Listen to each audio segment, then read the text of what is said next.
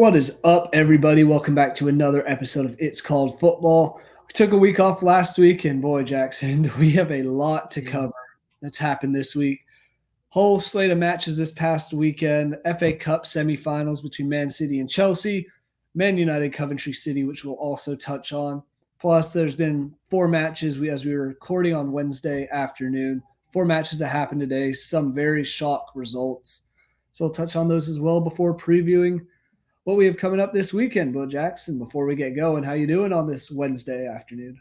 I am doing phenomenal after what just happened. I bet you are, and I think that's the one we have to start with. Mm-hmm. Everton, first of all, has had a great week. We'll touch on their earlier match, but today, taking on their Merseyside derby rivals, Liverpool, at Goodison Park. And oh man, one of these teams looked like they were fighting for a title, one did not, and Everton was the team that looked like they were fighting for something. Mm-hmm. 2-0, they win at home against Liverpool, and what a massive win. I bet you're buzzing because of the Arsenal effect, and man, crazy result. Huge result. Has earth-shattering consequences in the title race. It really does. This might put Liverpool out of it. It straight up might. They're 3 points behind Arsenal with a far inferior goal difference. Mm-hmm. So they somehow need Arsenal to lose at least one game and then draw a game. Could happen. But then the problem is City, who is currently 1 point behind them with 2 games in hand. I don't think there's any shot they can catch City at this point. I think this loss puts them out of it. And I unfortunately didn't get to watch the game. I was at the movies with my girlfriend. I didn't think Liverpool would have a problem with this game. So I was like, all right, let's go to the movies. We have some time. Wow, I was wrong. Yeah, and as far as the game flow went, sure, Liverpool dominated on the stats, 7 shots on target, 77% possession, 13-4 on corners. So numbers wise, it was all Liverpool. Mm-hmm. But watching the actual match itself, Everton always seemed the more dangerous team, especially from set pieces. They got the second goal because of a header from Dominic Calvert-Lewin. Mm-hmm. They were finding ways to get it done. They were taking better shots. Their shots looked more dangerous. I think there was maybe only one of those 7 Liverpool shots on target where I was like, oh, they might score here. Mm-hmm. It seemed like pure domination from the Toffees, and I think that paired with their 2-0 win over Nottingham Forest this past weekend, I think they're safe. I think it's official, and you could hear that in the atmosphere at Goodison Park. Same thing we've talked about many times. The atmosphere there kind of saved them last year from relegation, saved them a little bit the year before, and this year, once again, it's that atmosphere at home, those fans coming through when they need them the most against your biggest rival. What a result. Yeah, what a result. And the 2 wins that they've had have made this a 2-team relegation battle. So Everton, with their win today, made it a 2-team relegation battle and a 2-team title battle potentially. So huge consequences for the teams at the bottom and at the top because of what Everton just did. Like, it's actually one of the biggest games of the year so far in terms of the ramifications that it could hold. Because now you look at Everton is 8 points clear of the relegation zone right now with 4 games to go. I don't see any world in which Luton picks up enough points to send Everton down. There's no way that Everton loses every game and Luton wins every game. It wouldn't just have to be Luton winning. It would have to be Nottingham Forest winning as well. And they clearly have not looked like they're a side capable of staying up at the moment either. So I think Everton's officially safe. I think they've reached that 33-point mark. Usually it's once you reach 30, you're going to be safe. They're at 33. Far away, very safe. And just want to say, because looking at the table, Bournemouth up to 10th place. You remember a few months ago when we were saying Bournemouth are getting in this relegation scrap? I thought they'd be relegated. Yeah, what a turnaround that's been. Mm-hmm. But they have been phenomenal this year. I mean, Dom Solanke up top, just everything going on right there. They've been phenomenal, especially compared to what we've seen previously with Bournemouth. I had no good feelings about them this year. I thought they'd be going down. They have been phenomenal. So. Oh, yeah. And I want to just say, in terms of this Everton one, it did not look like the same Liverpool defense. Virgil van Dijk looked exhausted.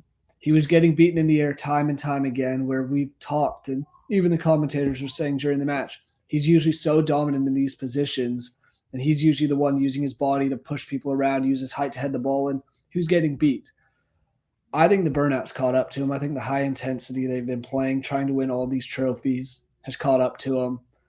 And Liverpool, Klopp is going out with one trophy, it seems, in his final year. What went from a quadruple hopes to a single EFL Caribou Cup title. Which is really sad because, I mean, just from a footballing fan perspective, you want to see the greats get what they deserve. Jurgen Klopp's one of the best managers in the world. Unfortunately, he's managing in the Premier League at the same time as arguably the best head coach that the game has ever seen. So even when his Liverpool teams have been absolutely ridiculous, they can't win because of how good City is. So you feel for him. There was a part of me that actually wanted to see them win this year, have him go on a high note, and it looked like he would get, kind of a nice ride into his retirement, quote unquote, from the Premier League when it started out with that League Cup win. And you're like, oh, look at this. They're still in all these other competitions, still in the Europa League. You can still win the Prem. Yeah. Just like this, in the space of about a week, because they lost last Thursday to Atalanta officially. They're out of the Europa League, and they're likely out of the Premier League title race. It's really sad to see because, again, Klopp is one of those guys you just love to root for, even if you're not a Liverpool fan. Oh, absolutely. He's a very entertaining character, very different than the types of managers we've seen in the past. And sure, they might have some injuries. It's nothing no other team is suffering, but they've just been in such a bad stretch. Losing to Everton, obviously, but beat Fulham, beat Atalanta 1-0 in their last one, but that was 3-1 on aggregate, so they went out anyway. And previously, they lost to Crystal Palace and drew with Man U in the league. They have one win in their last four in the league, only 4 points of a possible 12. If you're trying to win the trophy, win the Premier League, especially against a team like Man City and even Arsenal's been stepping up, we'll touch on them shortly, you got to do better than that. Yeah, and they didn't show up, and I wonder if the fatigue from losing in the Europa League carried over to this match. Everton, like you said, was a team playing like they had a title to fight for, which, I mean, they did have something to fight for. They are trying to stay up. They are trying to avoid the situation that happened last year where it came down to the final day. Everyone's stressed out, and they've done that. They went out there, they had a game plan, and they executed. I'm still shocked on the second goal Liverpool conceded, how Calvert-Lewin was that wide open. And that is why I think zonal marking on a corner kick, just straight zonal marking like they were doing, is terrible. Because whoever was in that back post zone didn't do their job. Because when you're worried about all this stuff, you see the ball coming, you don't always look over there. I don't get why you don't have at least half and half. You have a few zonal guys, maybe a front post, back post, maybe one guy in the middle who's a hunter and goes and wins the ball. But everyone else, I'd have them be man marking because at least you're going to disrupt the run. Yeah, and I'll compare it to like a type of defensive strategy. I played a lot of basketball growing up. Do like a box in one.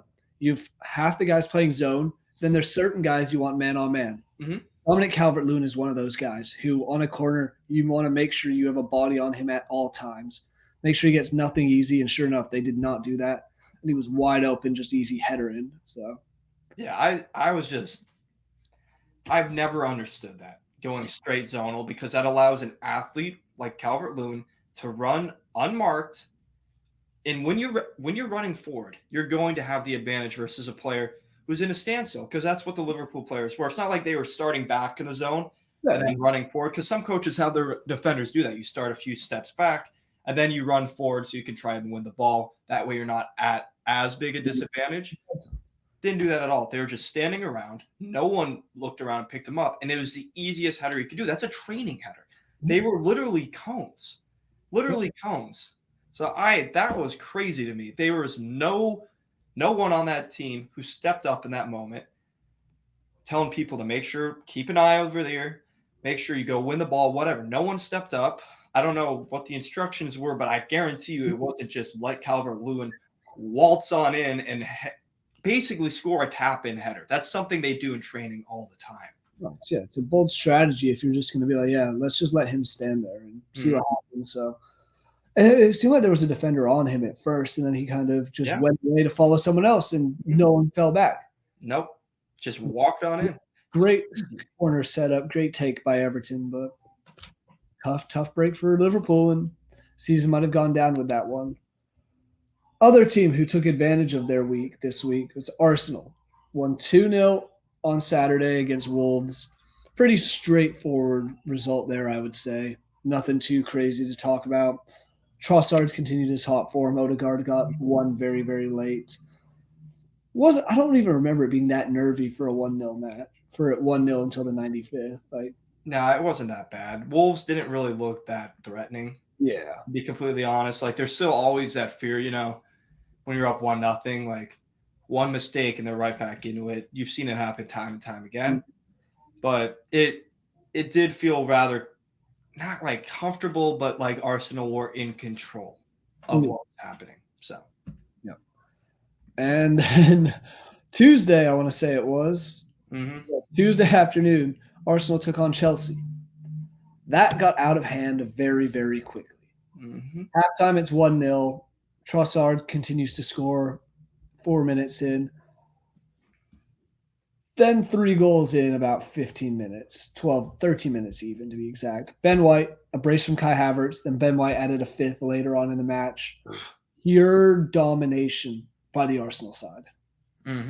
This is what you have to do as a title contender. Yep, this is, and showed up better than I thought. I thought Arsenal would lose this game, and then I saw Cole Palmer be out, and then I felt confident. And I felt confident for a reason, because without Cole Palmer, Chelsea has no sting. They've got nothing to really worry about. Nicholas Jackson is atrocious when it comes to finishing. He gets himself in all the right places. He had a chance for a header, somehow missed the header, hit it with his hand. You saw that? That was insane. Insanity. Like, he missed the ball with his head. It wasn't like he headed it off target. Like, that happens. He just whiffed it.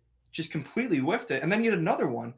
Goes through one-on-one and just kicks it in the side netting. Like, I know he's got 10 Premier League goals, which actually is not that bad of a number for someone in their first season in the Premier League. It's actually pretty good. But, man, if he could finish just a little bit, he would be one of the premier strikers in the league, one of the best strikers. Don't get me wrong, he is only 22, but still, Cole Palmer is younger. He's doing far more.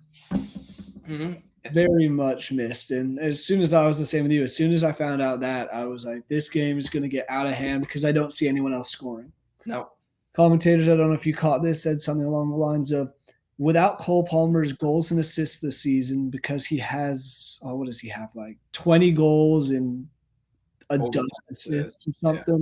Yeah. 9 assists, 20 goals. Okay. Without those contributions, Chelsea would be in the relegation battle. Yep. Not in the relegation zone. It's crazy. It is. And, I mean, testament to Cole Palmer and how good he is. He's absolute baller and crazy. But Chelsea, watching this, you let Ben White score 2 goals on you. Yeah, from the right back position. That shouldn't be happening. No, like Ben White scored a brace against Chelsea. I was watching it and I was ecstatic. But I was like, what am I watching? I just watched Ben White score. I think it was on accident, but he scored a volley to get his second one of the game. Like, completely wide open. Oh, yeah. And everything about Chelsea in that game it looked bad. It just looked unorganized. It looked like they were lacking passion, and they just have no attacking threat at all.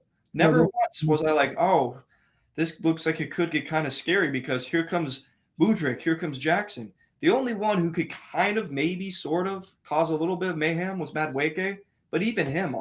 And I think wasn't he the one? There was one chance in the first half, I think, where Chelsea was kind of through. One guy scuffed it, and then Enzo Fernandez just whiffed on it. It's the only one I can think of where they're like, "Oh, Chelsea might score here." Psych. But you got to look at it also. Great defending to not let them really have any opportunities. And I've talked about it before, how good the Arsenal defense has been as of late. Allowed 7 total shots, only 1 on target, blocked 2 of them.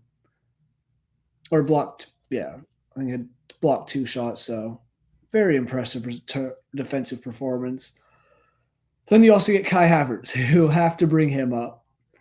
Now second on the team with 11 goals, only behind Bukayo Saka, who was 14.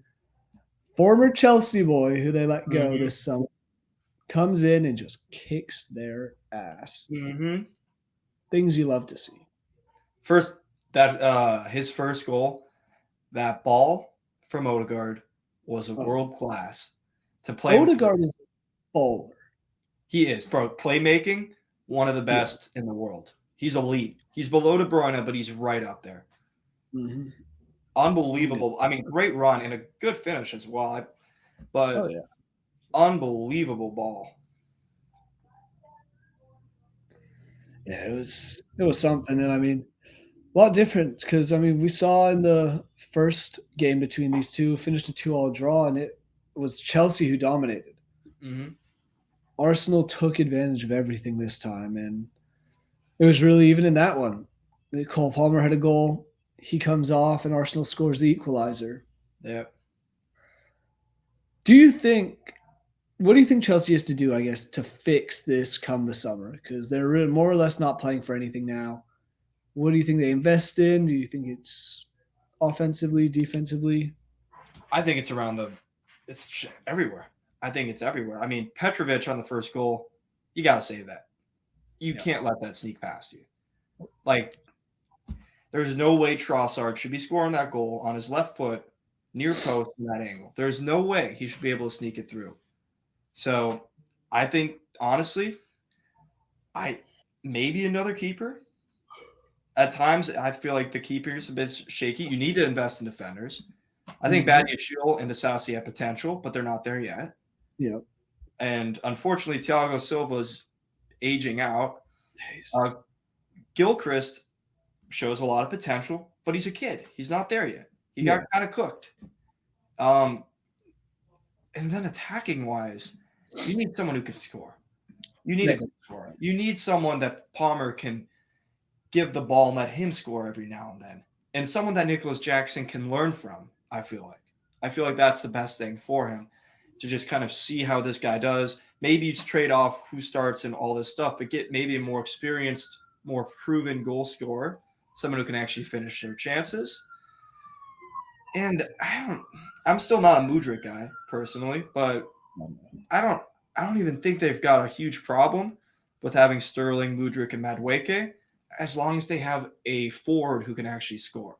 Because Sterling's not going to be scoring goals that much anymore. Mudryk's not going to be scoring that many. But you need someone else who can score. You know, I think that's the main thing. You can't have Nicholas Jackson leading your line if you're Chelsea. No. Like you said, he's 22, a lot of room to grow, and he's proven that he can get into those situations. So I'm sure you can get him to calm down a little bit, have a little bit more composure, and score a few more goals. And again, 10 goals in your first Premier League season isn't actually that bad. But 3 of them came against Luton. And he has all these other chances to score in these games, but he doesn't put it away. And if you're Chelsea, you need to be scoring these chances, or else you're going to lose games. But defensively, you need a bit of an overhaul, and you need a goal scorer. I think Enzo and Caicedo is actually a decent kind Just of like CDM. Yeah, I think that's a decent CDM partnership and one that could be very good as we head into the future, especially with Cole Palmer playing right ahead of them. And you also have Gallagher. I think Gallagher is a good option coming off the bench. I don't think he should be your starter, but I think he's a good one to come off the bench, him, get that energy. him and Maduka on the wing. Them and Mudryk, any two of them can start on any given day. Gallagher, Mudryk, and Mudike. Mm-hmm. I'm with you. I think you need some help with the defensive side of things. Definitely another goalkeeper. I don't know what goalkeepers are going to be around come the summer. You can try Kepa again if you want, but That's a failed project once, so yeah. I don't see it happening again. And then you need someone to replace Nicholas Jackson. Mm-hmm. Easier said than done at this era, but an age. But I mean, you look at the team. Their last Premier League match, 6-0, they beat Everton. Looking back at that win right now, you're like, how the hell did that happen? They're so moody, this Chelsea team. One day they're on, one day they're off. On fire because this Arsenal loss was only their first loss in the Premier League. They've lost in cups elsewhere since February 2nd when they lost, or February 4th when they lost to Wolves. So it's been well over 2.5 months since they had last lost in the Premier League. Then they looked like they didn't deserve to even be on that field with Arsenal. Yeah, but look who they've been beating. Oh yeah, I You mean know, Palace, Druid City, beat Newcastle, beat Man looking good. U, beat Everton. A lot of draws as well. Like you shouldn't be drawing Sheffield United and Burnley. It's just that so inconsistent. And they give up goals. They Oh yeah. give up a lot of goals. So, I mean, they're sitting at a 4 goal difference. They've given up 57 goals. Arsenal's only given up 26. You're looking at the difference here between where we're at. You give up goals, you're going to have a hard time. They gave up 2 against Luton. Luckily, they could score 3. But against good teams like Liverpool, you lose 4-1. So, if you don't have that strong defensive foundational base, like you're seeing Manchester City have, where they can just rotate a new guy in, and you're like, oh crap. Well, they just took off Ruben Diaz and just slid over friggin' John Stone's back. Maybe they put Ake there. They could just do so much with it, and they'll be good. Arsenal's defending. It's looked pretty good. Liverpool's, although they had a bad day today, has been solid. That's how you're at the top. And Chelsea doesn't have that. 57 goals conceded is way too many for a team that should be competing at least for Champions League spots like Chelsea with the money they put into it and the players that they have, because they have quality in that squad. They're just not putting it together. And I think they bet way too much. They're playing it like Football Manager. Like when the first time I played Football Manager, you buy people based on potential, but they're not there yet. That's what the defensive line looks like. And Cucurella, by the way, is an idiot for getting that yellow card, because that screwed them for the rest of the game. You have both outside backs on yellow cards going up against Saka and Trossard. Incredibly fast, incredibly skillful. What was Cucurella doing? Grabbing that ball and walking away. That also impacted the game a lot. Defensively, I think you need a lot, not a complete overhaul, but you need to bring in a lot of guys. You need a better center back, not as old as Thiago Silva, but you need someone older, more experienced, and better than the 2 guys who started this game. And Badia Shield, and what's his face? Spacing on off the top of my head. Axel Disasi. Good potential players, not there yet, and they showed it. You need a more experienced right back. If you want to stick with Cucurella, whatever, but right back, left back, you are missing, and they're always injured, so you still need to get someone. Reece James and Ben Chilwell, but they're always hurt. That's what I mean. That's like you need to get someone that can be consistent, but it's one of those things. Chelsea continue to screw themselves when they need points the most. Kind of like we're moving on to the FA Cup. Mm-hmm. They did there as well, and this one can be a very brief one, but Chelsea took on Man City. Probably the most boring game I've watched in the last few weeks. 1-0. Man City won with Bernardo Silva scoring in the 84th minute. You could have slept through the first 80 minutes and not missed a thing. It was brutal. Which, from a Chelsea perspective, was actually not that bad. Yeah. But you still lost. You still lost 1-0. And, I mean, you kind of felt that it was going to come at some point. City had the vast majority of the possession, and they're Manchester City, so you always kind of felt it was coming. But at least they looked like competent defensively in that game. And they had Chalobah and Thiago Silva playing, or Chalobah, however you say his name. I always hear the commentators say different things. I think it's Chalobah. Yeah. But I thought that was a much better defensive line right there than what we saw against the Arsenal one. Took a chance on Gilchrist. That didn't work. I don't think Malo Gusto is a great option either. He falls asleep at the back post all the time. And, yeah, again, Thiago Silva old. But at least in that one, they look semi-defensively capable. Oh, yeah. I mean, they look so much better. And going against a pretty even attacking team. Sure, Haaland didn't play in that FA Cup, but you still have Julian Alvarez, Foden, De Bruyne, Grealish, Bernardo in the middle. Mm-hmm. It's still a dangerous team. And all it took was one little bit of magic for it to work out. And good on Bernardo Silva for powering through, because last week in the Champions League, misses his penalty to see that ends up being the deciding penalty for Man City to get knocked out. Sure, Mateo Kovacic also missed one, but You expect Bernardo Silva to be scoring his penalties, and with the way he took it, how poorly it was, Yeah. he needed to do something to step up, and he sure enough did against Chelsea. Yeah, put him in the FA Cup final. So And who they will be taking on in that FA Cup final, the team we all wanted to happen, Coventry were absolutely robbed. Guess technically not because it's VAR, but VAR was wrong. It was a toenail, maybe. 3-3. This match finished. Man, you were up 3-0, 2-0 at the halftime. Scott McTominay, Harry Maguire, then Bruno Fernandes got the third, and he's been on a tear recently as well. So got to give him props. I think he scored twice today against Sheffield United. Wow, he has 1, 2, 3, 4, 5, 6, 7 goals, 2 assists in his last 5 matches across all competitions. So he's finding his flow. Too little, too late. Props to Coventry. Down 3-0, score 3 goals to come back, including Haji Wright, U.S. international, 95th minute penalty. To send it to extra time. The composure on that, too. Can you imagine the nerves? Nerves of at Wembley for an American to send you to the FA Cup final, possibly, if you can get it done. Yep. Balls of steel on that man for finishing it like he did. Cool, composed, perfect. Yep. And then it was extra time went by, and then the 121st minute.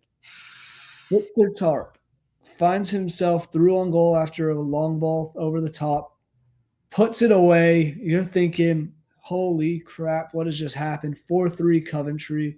They've just upset Man U and are going to the FA Cup final. Psych, everyone's favorite thing intervened. VAR. Called offside, and I think it was offside by maybe a toenail is what we were saying beforehand. If even, it was a toenail. That's where we need something like in NFL, they have it, NBA, they have it, MLB, they have it, where the call on the field isn't confirmed, but it stands because there's not enough evidence to overturn it. Yeah. And it's that close. You shouldn't be overturning something like that.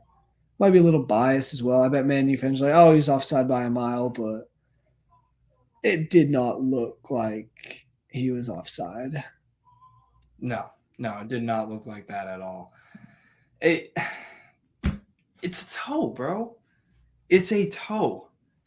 Like, I don't know. How would you fix the VAR then? Because I think you just need to get people that know what they're doing inside running it. Yeah, there should come a certain point where if you have to look at it and analyze it, like there could be a toe off here. It's so close though, then don't call it.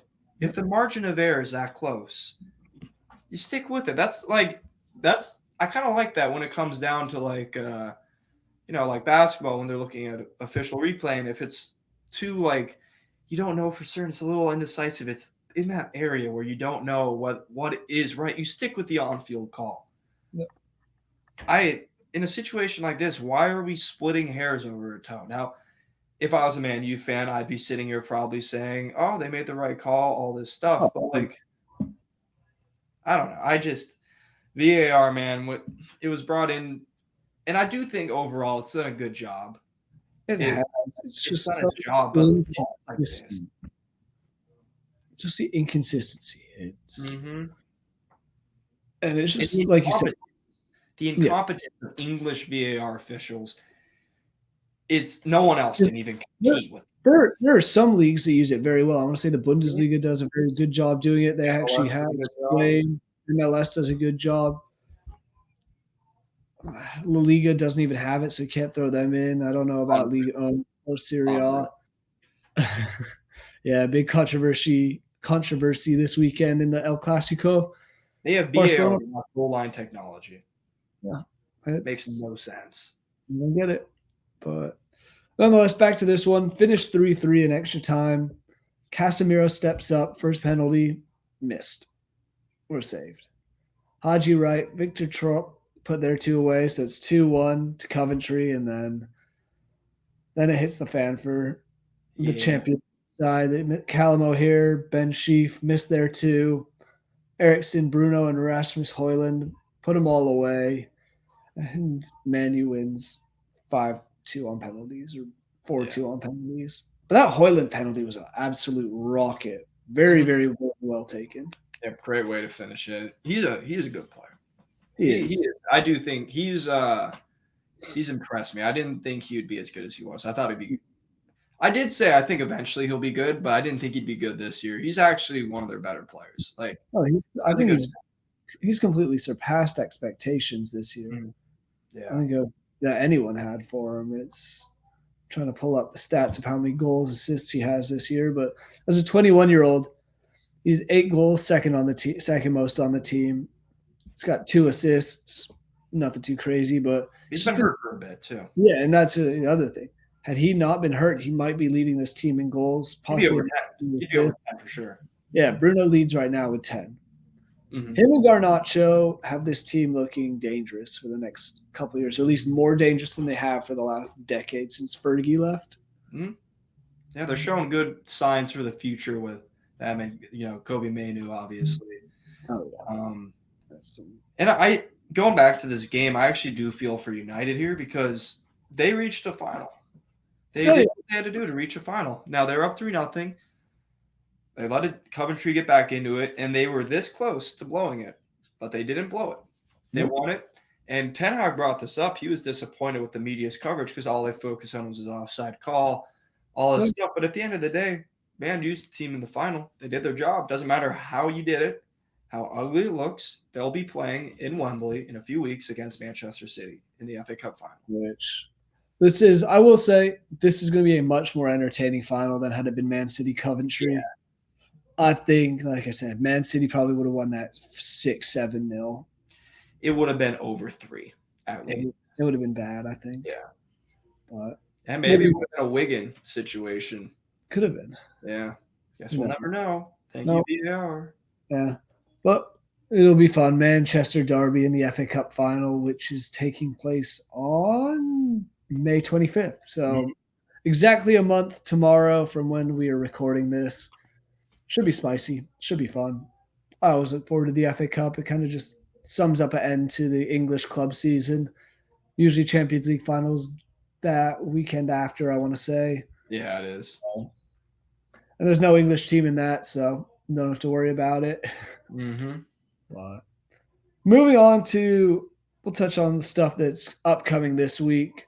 Some good games, some not so good games. We'll start with the match of the week as we always do. I'll let you take us away on this one. Arsenal, Tottenham. Terrified as an Arsenal fan for this game. I think this is where City officially wins not officially because they wouldn't officially do it, but like this is where it's over. It's over. We all know City wins. I think that happens after this game. Arsenal has a chance to win their first league title in 2 decades. And Tottenham has a chance to end their title hopes. And it's at Tottenham. And I don't see Arsenal winning this game. They've looked really good against Chelsea. They've looked good in the games recently. And I do think, again, this is a team that could win a title.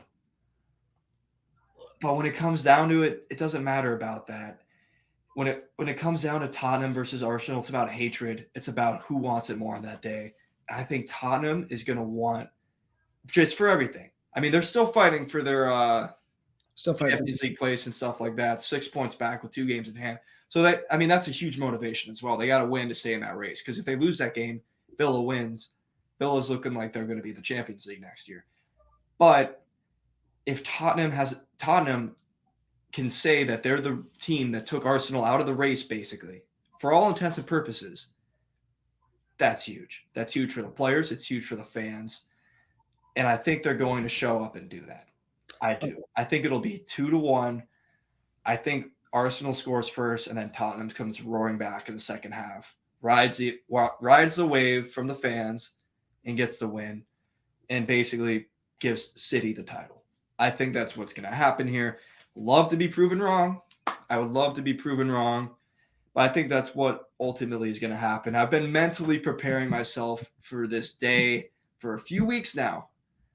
And I think that's going to be the game that officially gives City the title, basically. We love some positivity on our teams. I'm always negative when it comes to Leeds as well. But this gives me very exact same thing you're saying. This gives me vibes of what we saw Everton do today. Everton, very little to play for, enough that they have to get some points here. come out against Liverpool, team fighting for the title at home. Their crowd's up to it in a big derby. They get it done. I think Tottenham does as well. And I agree. I don't think it's over by any means, but I think it's. It, I don't see it where will Man be. City drops because we'll say this: if Arsenal wins because they play before Tottenham or before Man City, or if Arsenal loses, they'd be 3 games ahead and only, or have had played 3 more games and are only 4 points ahead. City wins those 3 in hand, they're 5 points ahead. I don't see them dropping 5 points. I don't know where Arsenal will pick that up with 3 games left. So I think it is very much do or die time for Arsenal. And this is where you go down 1-0, and I think they will. And the players are going to start panicking a little bit. I think it'll get to 2-0 and maybe a late one, but I'm leaning 2-0 Tottenham. I think they will find a way to get it done. And like you said, they're playing for Champions League hopes. Still a lot of shot there. So, and they need to get it done because team who they're fighting for in the Champions League, Aston Villa, has a much easier match against a team that Arsenal just thrashed 5-0 as they take on Chelsea in on the weekend.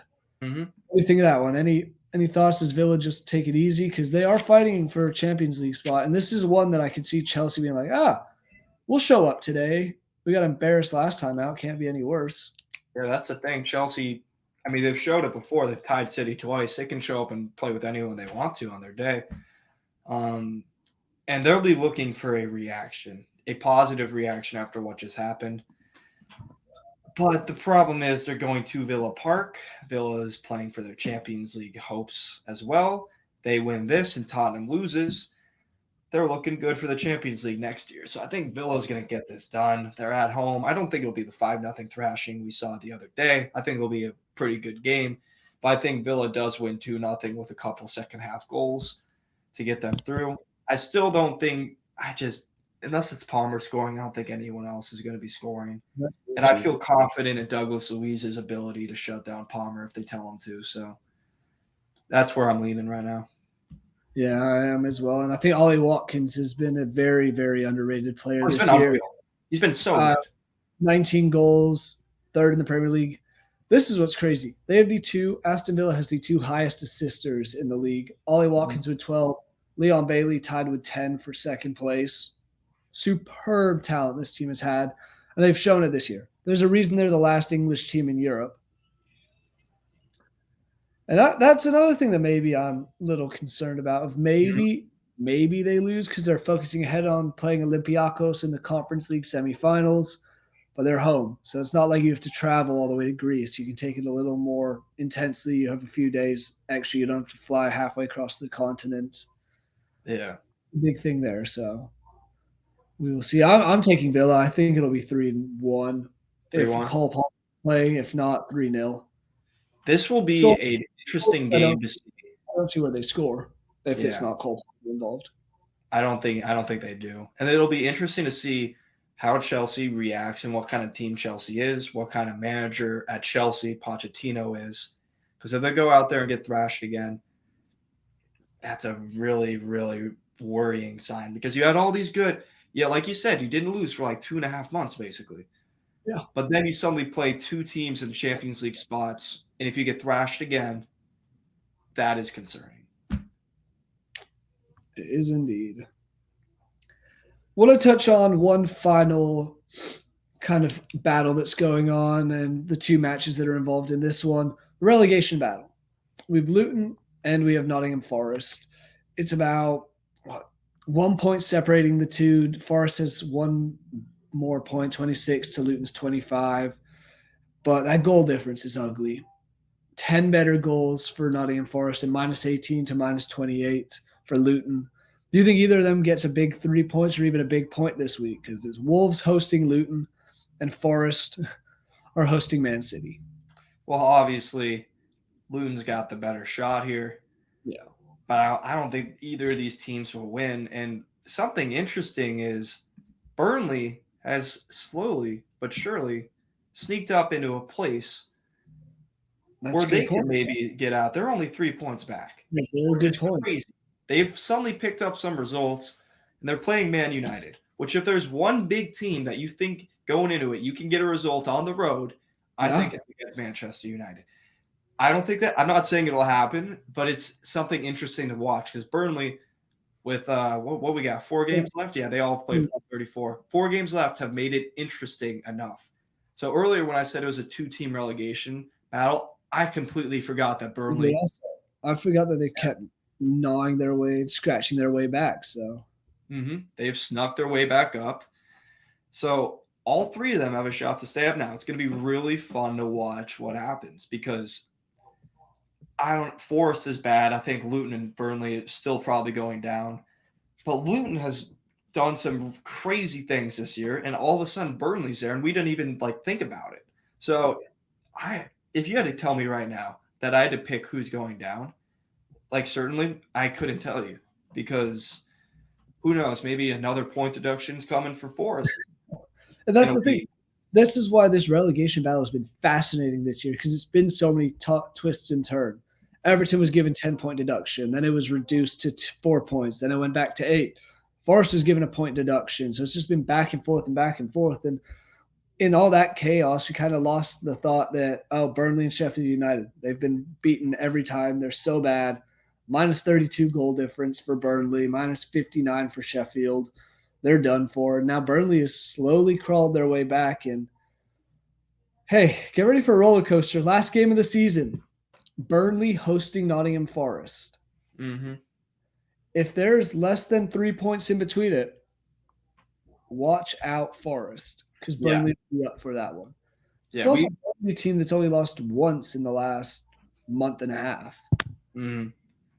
Hey, all I'm saying is if Tottenham does beat Arsenal this weekend and looks like they should give City a very clear, very not easy, but very, very doable path to the title. This will be fun to watch, seeing what happens down here. So like you said, it could come down to the final day where Burnley could find a way to stay up against all odds, which would be amazing if it happened. It would be absolutely amazing, and Vincent Kompany would deserve a raise. But 100%. Well, I don't know about raise because he did get him there in the first place, but if he can stave off a relegation – and we were almost certain it was relegation after a while, that it was so much so that we kind of thought it was done for. But there's still odds on. They're still the favorite to go down next to Sheffield United. It's them and Luton comfortably favorites. But, hey, Forest is right there. Everton looks safe. Brentford is safe. All but. So it's gonna be spicy coming down this home stretch. And it just makes it more fun and interesting for us. Want to get quick score predictions for those 3 games just because we did bring them up. Man U Burnley, who do you have? Give me Man U 2-0. Yeah, I think after they just dispatched one relegation side and barely beat Coventry and drew with people before, I'm going to go 2-1. But I think they have enough talent in at home to get it done. Agreed. Wolves Luton. Give me Wolves. I think it's a little high scoring that people think. I'm going 3-2 Wolves, but yeah. I think Luton steals a point here. Oh, really? I do. I don't know why. I don't have a bunch of reasoning behind it, but it's just his that here. What have we ever need reason? When have we ever used reason when making these? But this is one that Wolves managed to draw Luton managed to draw the reverse fixture. Wolves did go down to 10 men. But this just seems like one that I could see Luton getting a point. And I don't think they'll win. I think if anyone's to win, it's going to be Wolves. But I'm going to take a draw here. I'm going to go 2-2 because I do think there'll be goals. All right. And then give me Man City 4-0. 4-0? Yeah. Yeah. I agree. City's got a title to go win. I think they'll dispatch of them easily. Yep. Well, that wraps that aspect up. Let's just run through these last couple matches because there's another bit, maybe some other stuff we could touch on at the end. But far as tomorrow's match, Thursday, I don't know if this episode will be out in time by then. I will try and get it to be. But Brighton hosting Man City. Massive one for you. Massive one for all the Man City and Liverpool fans watching. Who gets it done? I think Brighton's going to look really good. and it's going to look like it could happen. I think they're going to get on the score sheet, but they're going to lose 2-1. That's my prediction. Agreed. I think Man City dominate, but I do think Brighton does score. I am also going 2-1, but I think it's less that I think it's more Man City lets off the gas at one point, or they're up 2-0 and concede a late one. Just kind of just happens. West Ham, Liverpool. I don't hate West Ham here, but this is one that I think Liverpool have to win. If they have any shot in hell, they're going to come out. Klopp's going to light a fire underneath them. Something I forgot but saw while we were recording this today was they're doing a documentary. They're having, I don't know if you remember this, Liverpool has the documentary crew following them around this season, so that'll be a spicy show to watch. So I think Klopp will get on his boys and they'll get a result here. 2-0, I'll say, maybe 3-1. I think they win by multiple though. Yeah, I think they win 2-0. I think the reaction is going to be there. This Liverpool side is too good to lose 2-0 Everton. Yep. And Klopp's going to remind them of that, and they're going to make sure it doesn't happen against West Ham. West Ham's a good team. And if it weren't for the Everton game, I would say West Ham has more of a shot. But I just think the reaction is going to be there. I think the fury is going to be there, and they're going to beat them. Mm-hmm. I think they'll dominate the game, and they'll win 2-0. Probably get an early goal. That's how I'm feeling. I like that. Fulham hosting Crystal Palace. Another London derby, not as exciting as the one we previously touched on, but who are you thinking and why? I like Fulham. I do. I mean, Fulham, they're not having as good of a year as they had, was it last year or the year before? Yeah. But they still look dangerous, and they look better than Palace. I know Palace is right below them in the table. Yes. But I think Fulham's a better team. They'll get it done. Yeah. I want to pull Fulham, but Palace has been on a better streak as of late. Fulham's won just one of their last 5. Meanwhile, Palace has won their last 3, including beating Liverpool, thrashing West Ham, and then beating Newcastle. I'm going to take the Eagles. I think it'll be 1-0, but going that way. Newcastle, Sheffield United. Say it with me. Newcastle. Don't even have to go. We always pick against Sheffield United. Sadly, sad as it is, I think there might have been once or twice we picked them, and then they promptly got absolutely thrashed. So I don't know what the score is going to be, but I know Newcastle will get it done. Newcastle have also won 7 of their last 8 league games against Sheffield United. Oh, impressive. Mm-hmm. And coming off a loss against Crystal Palace, they'd like to get back to a winning way if they want to have any hope at jumping over Man U for that 5th or 6th place spot. Yep. Everton, Brentford, 2 teams that have just kind of done enough to be safe from the relegation battle. I expect a very sloppy match here that shows that it's 2 teams that are playing for absolutely nothing. Mm-hmm. I'm going to lean to a draw, but I think if anyone gets it done, it's going to be Everton at home, just after what I saw today. So, yeah, I got to go Everton. I think they'll keep it going a little bit. I could see the sloppy game happening, but I am curious if maybe this will set something off in Everton where they've got a really good finish to the year. Something to build off of next year. It's going to be – I'm curious to see if that happens. So, yeah, I'm going Everton. I'm going 2-1. I don't think they look particularly great. I don't know how they look today. I still have to watch those highlights, but it sounds like they look pretty good. I don't know if they look that good, but I think they will get the win, especially at home. They got those fans behind them now. They're fully in. They're happy. They're going to be staying up. I think they'll win. It's going to be a party at Goodison Park on Saturday. Moving to Sunday slate of games, we touched on 2 of them, Tottenham, Arsenal, Nottingham Forest, Man City. The only other one, Bournemouth hosting Brighton. Mm-hmm. This one's a little more intriguing than it probably should be, solely because they're right next to each other in the table.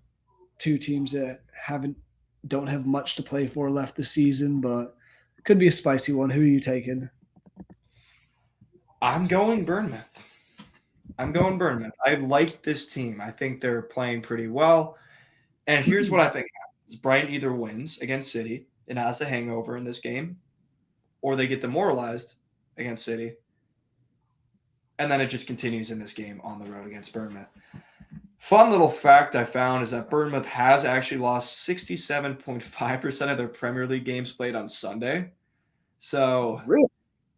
yeah, random stat that I found, but it so maybe they're a little cursed team when it comes to Sunday matchups, but I feel good about them in this one. Yeah, that's very fair. I don't know who I'm going to take in this one. I guess I'm going to go Brighton. Mm-hmm. Why not? The league champions are about to be wearing blue. Brighton wears blue. Team that's going to be that survived this week, was wearing blue. And Everton, I'm going to ride with the Blue Bloods. Why You're not? going with the Blue Bloods? And Bournemouth just beat Wolves today, so I don't think they get 2 wins in the span of a week. Doesn't seem like Bournemouth, so. Yeah. They are unbeaten in the last 5 games at home, though. Yeah, and there's also the fact that Brighton does play tomorrow, so that maybe they pick up a knock or something, and it's Man City, so don't think it's going to be great, but we'll see. I'm leaning Bournemouth. That wraps up our Premier League coverage. Jackson, you have anything else Premier League related to touch on? I mean, that's basically on the Premier League side of things here. Things Before I getting really, really fun when it comes to the matchups, but there is something interesting. Do you see the 2 players arrested for alleged rape? No, I did not. Yeah, 19-year-olds. And England's got that whole can't name the player thing, but yeah, that's interesting. That is very crazy to hear. Hopefully, allegations aren't true. We never want to hear anything like that happening, but it seems more and more recently of younger guys doing stupid stuff in the Premier League. Just look at what was his face. I was going to say Mason Mount, but not Mason Mount. Mason Greenwood. Yeah.